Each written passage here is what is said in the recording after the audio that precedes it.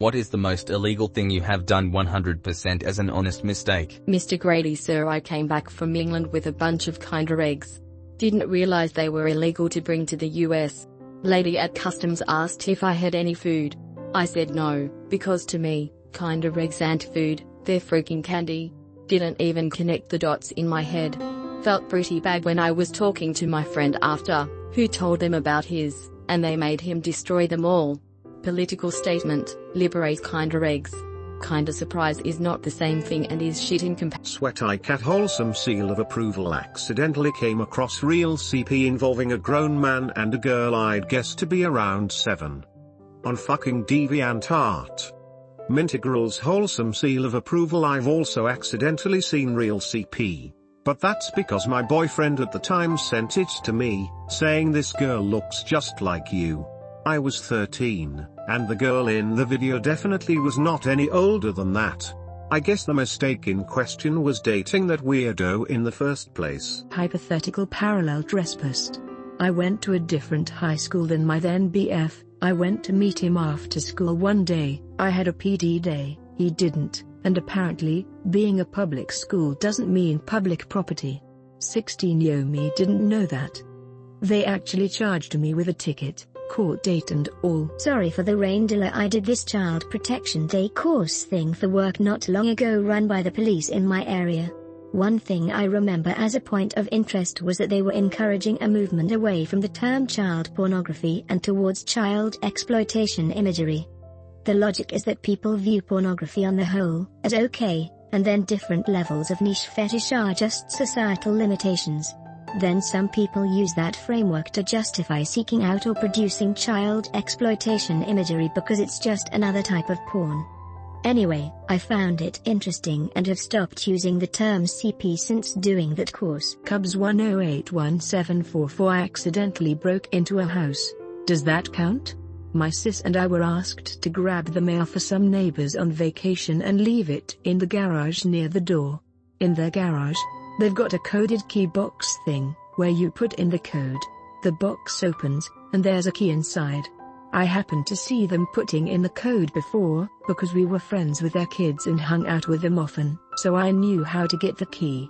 I thought it'd be even nicer if we brought the mail inside, so I got the key and unlocked the door.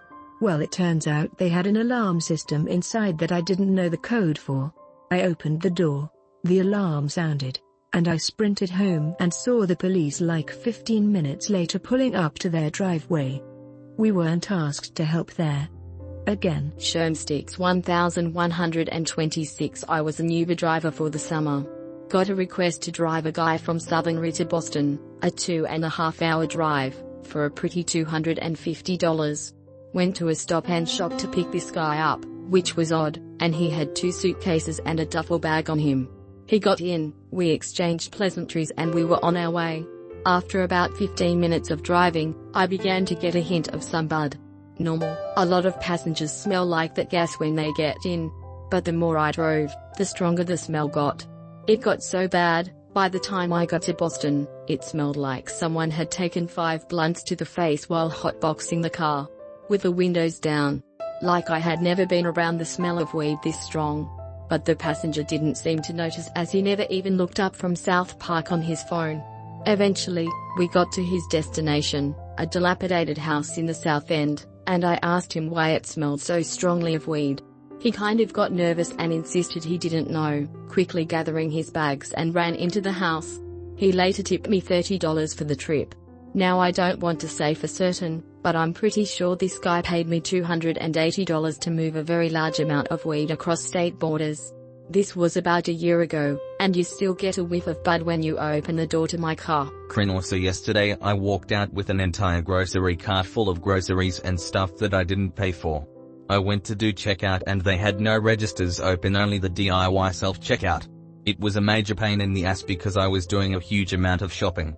I had to call over assistance 3 or 4 times because of barcodes not scanning or just missing.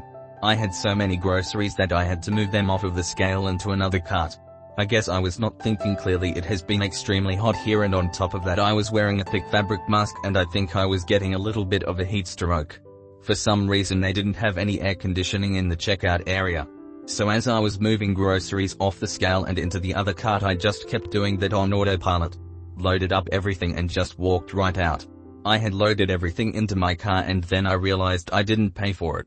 I went back in and apologized and asked them if I could pay them, hoping that they had saved some sort of ticket with my checkout. They didn't, so I had to go back to my car and bring all the groceries back, recheck everything else out and pay for it. I was super apologetic and they weren't angry at all. In fact, I think they were a little shocked that I came back. I think they had just written me off as gone.